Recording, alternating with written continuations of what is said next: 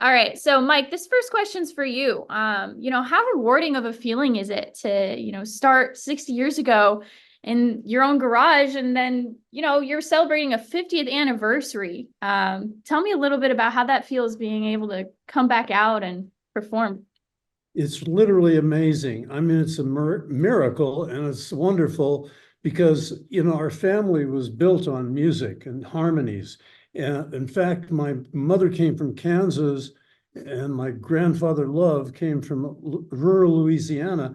The Wilsons had no money. They actually camped on the beach during the Dust Bowl days, which preceded the Great Depression. So this is a long time ago, but they had zero money. But what they did have is talent. They had harmonies, they had music. My uncle sang in a quartet. My mom sang in light opera in a trio. And so it was always all about music. My grandfather Love started working in the sheet metal industry. My grandfather and my father worked during World War II building galleys, actually kitchens for warships. And so he didn't have to go to the war, so therefore I'm here. And so anyway, it's just a combination of hard work and music. And my nephew's Kevin Love he was with the Cleveland Cavaliers after he was with the Minnesota Timberwolves, and then he was in Miami recently. He's plays professional basketball. My brother Stan was in the NBA too. So anyway, it's just Are they going to be in Greensboro? No. Yes, we are going to be in Greensboro, but it's a combination of sports and music and hard work, and here we are. But you mentioned this is their 50th anniversary of Endless Summer. Yep. And Mike came up with the whole Endless Summer name, and he did the album and the tracks. But Endless Summer is what turned me on to the Beach Boys. And so for me to be out on this particular tour I just can't believe it. I have to pitch myself.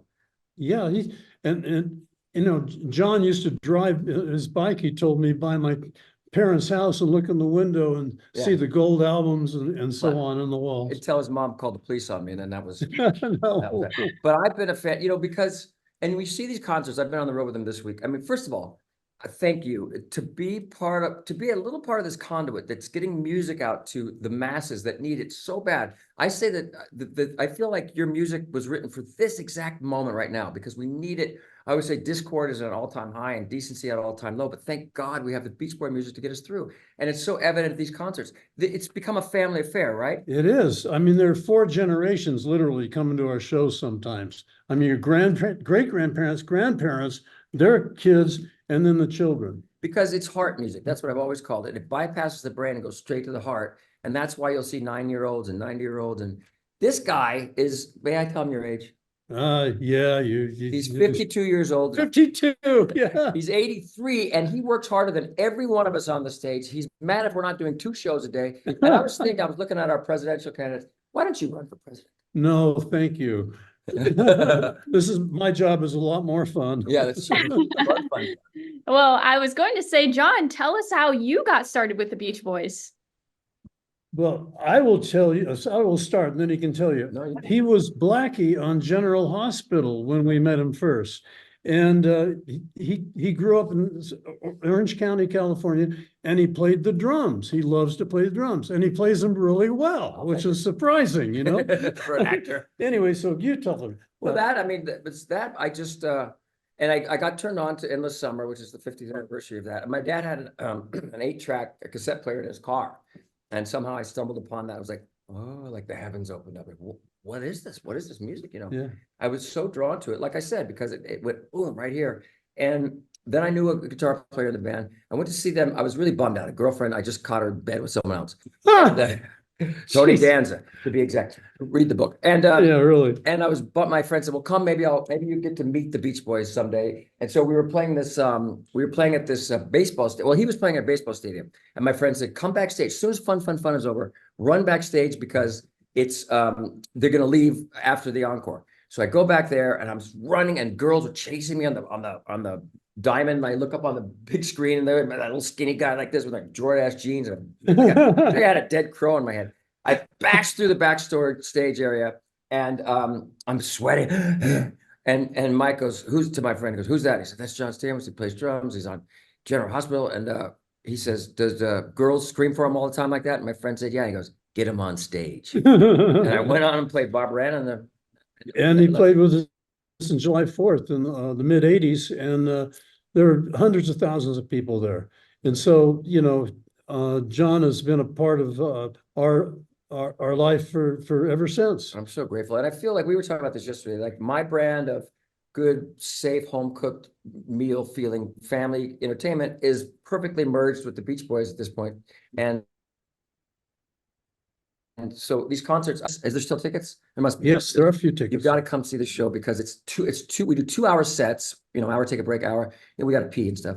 And it's hit. I mean, sometimes he's got to cut out the hits, but it's a communal experience. It breaks down every barrier, every political barrier, every age barrier, everything. It's just a family of all these people as one that are lifted to this place where we really need to be right now. Right. It's the worse it gets in the world, and it's pretty sketchy out there, the more positivity is attractive. And we've always accentuated the positive in the music. Good vibrations, fun. Yeah. Optimism. Wouldn't it be nice? Tell me about that thing in London, that study they did about what songs make you the happiest. Oh, yeah. A guy, a psychologist in Sheffield, England, tested with 2,500 people. He tested a bunch of songs to find out, because he's a psychologist, he wanted to know which songs make people feel the best. Yeah. And Good Vibrations came in at number 1. Mm-hmm. Yeah, I Get Around came in at 8. Earth, Wind and Fire Earth,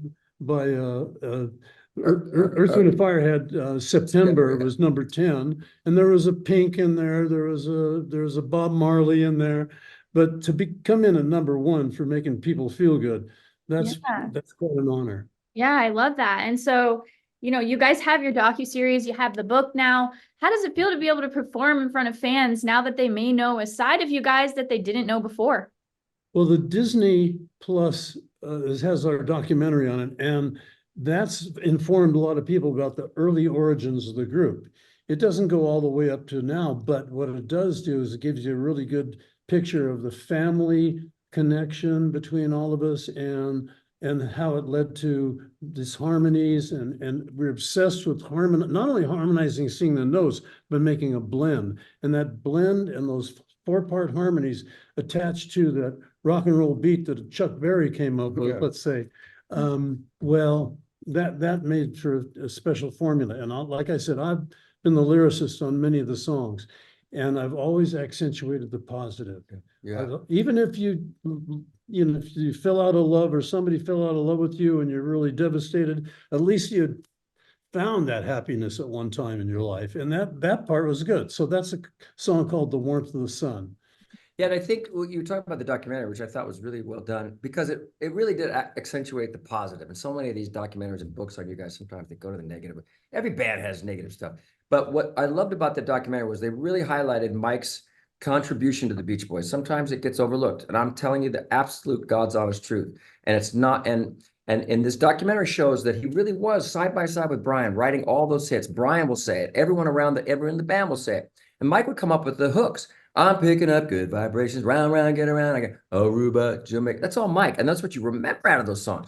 Also, may I say, keep complimenting you, is that when the whole world wanted to be us, it was a lot of it was the imagery that he was painting with his lyrics about, again, positivity, optimism, Camelot, and the whole world was like, wow, California, look at what's going on over there. And it's, because of these guys. There are more American classic cars from the 50s and 60s in East Germany. Used to be East Germany and West Germany. East Germany used to be controlled by the communists, right?